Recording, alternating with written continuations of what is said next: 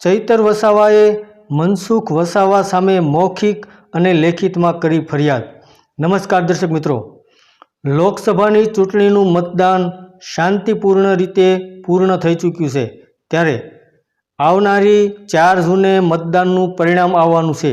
એ પહેલાં ભરૂચ લોકસભાની અંદર ભરૂચ લોકસભાના બંને ઉમેદવારો સામસામે આવી ગયા હતા અને જાહેરમાં ઉગ્ર બોલાચાલી થઈ હતી।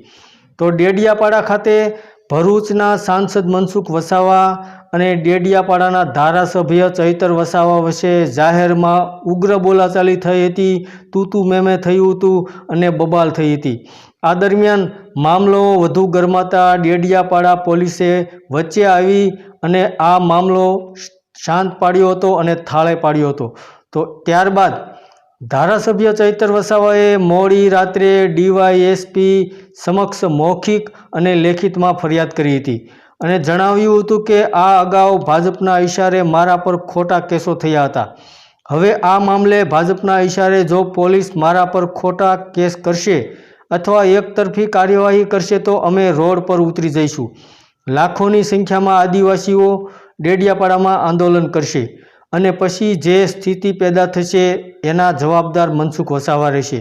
જો કોઈ રોફ જમાવવાની વાત કરશે તો અમારે પણ ઘર્ષણમાં ઉતરવું પડશે। પછી ભાજપ સામે હોય કે વહીવટી તંત્ર હોય, અમે સામે ઉતરવા તૈયાર છીએ। તો ચૈતર વસાવાએ મનસુખ વસાવા સામે ફરિયાદ કરી હતી કે કંઈ પણ થશે તો તેના માટે જવાબદાર મનસુખ વસાવા રહેશે।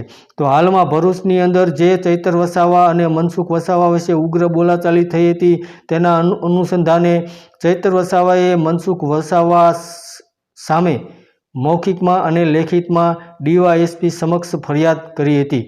ધન્યવાદ દર્શક મિત્રો।